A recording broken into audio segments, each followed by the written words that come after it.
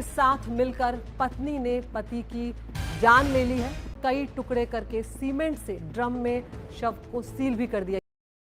सौरभ राजपूत एक merchant navy officer जिसने अपने देश की सेवाओं के लिए अपना बहुमूल्य समय दिया था और ना जाने कितने ही त्याग किए थे, जो अपने परिवार को एक अच्छा जीवन देने के लिए अपने देश से हजारों किलोमीटर दूर लंदन में एक बेकरी में काम किया करता था। एक मर्द जिसके कंधों पर ना जाने कितनी ही जिम्मेवारियां होती है, अपने माँ बाप की जिम्मेवारी, अपने बच्चों को अच्छी शिक्षा देने की जिम्मेदारी और उनका पालन और पोषण करने की जिम्मेदारी। इन सब चीजों में उसका साथ उसका एक अच्छा जीवन साथी ही दे सकता था, पर सौरभ इस मामले में बहुत ही ज्यादा दुर्भाग्यशाली था। मुस्कान सौरभ की पत्नी, जिससे उसने 2016 में प्रेम विवाह किया था। ध्यान से सुनिए, प्रेम विवाह। अगर आपको लगता है कि प्रेम विवाह करने से ही सब कुछ अच्छा होता है और अरेंज मैरिज करने से ही लोगों की जिंदगियां बर्बाद होती है, तो भाई आपको एक बार अच्छे से सोचने की आवश्यकता जरूर है। आजकल के दौर में इंसानियत लोगों के पैरों की वो धूल बन चुकी है जिसकी ना तो आज तक कोई कीमत थी और ना ही ये उम्मीद की जा सकती है कि अब आगे जाकर कोई कीमत होगी। सौरभ एक मर्चेंट नेवी ऑफिसर था, तो स्वाभाविक है कि वो हर रोज तो घर नहीं आ पाता होगा, कभी कभी साल में या फिर 6 महीनों के बाद ही घर आ पाता होगा और बाद में अपने परिवार के अच्छे जीवन के लिए लंदन जाकर बेकरी में काम कर रहा था। तो भाई ये तो स्वाभाविक है कि वो लंदन से हर रोज घर तो नहीं आ पाता होगा।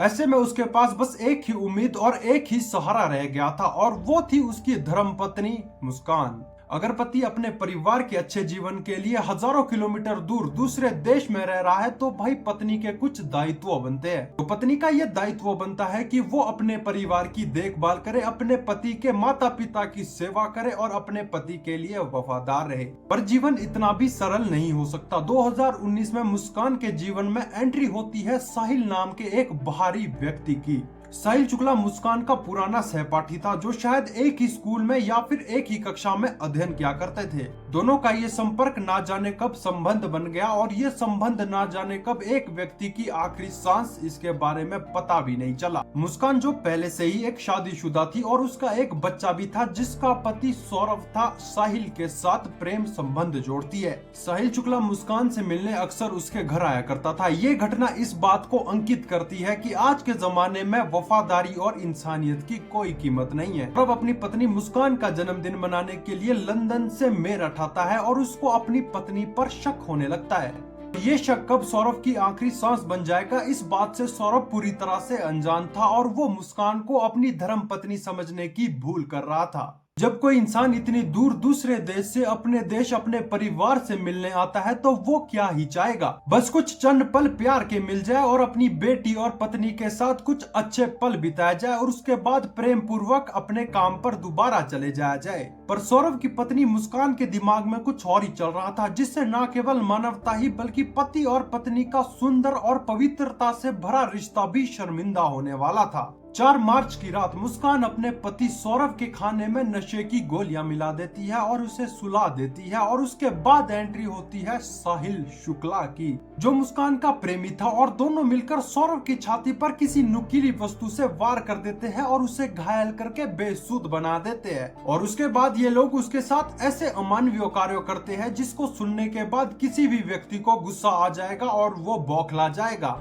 ये दोनों सौरभ की बॉडी के टुकड़े टुकड़े कर देते हैं और उसे एक प्लास्टिक के ड्रम में भर देते हैं और ऊपर से उसमें सीमेंट डाल देते हैं, जिससे किसी को दुर्गंध ना आए और किसी को कानो कान भी खबर ना हो। ये अमानवीय और घटिया काम करने के बाद ये दोनों लोग हिमाचल प्रदेश घूमने चले जाते हैं और मुस्कान अपने घर वालों को बताती है कि वो अपने पति के साथ घूमने जा रही है, इसीलिए घर बंद रहेगा। इस बीच मुस्कान सौरभ के फोन से उसके मम्मी पापा को मैसेज करती रहती है और चालाकी से उन्हें गुमराह करती रहती है। जब घर से दुर्गंध आने के कारण पड़ोसियों को शक होता है, तो मुस्कान कोई न कोई बहाना बनाकर उन्हें गुमराह करती रहती है। जब मुस्कान के मम्मी पापा को शक होता है और वो उससे सौरभ के बारे में पूछते हैं, तो भाई वो एक और झूठ बोल देती है। सौरभ के परिवार वालों ने ही उसे समाप्त कर दिया, पर माता पिता के दबाव डालने पर मुस्कान को अपना गुनाह स्वीकार करना ही पड़ा। मुस्कान को पुलिस को जानकारी देनी ही पड़ी। पुलिस ने मुस्कान और साहिल शुक्ला दोनों को गिरफ्तार कर दिया।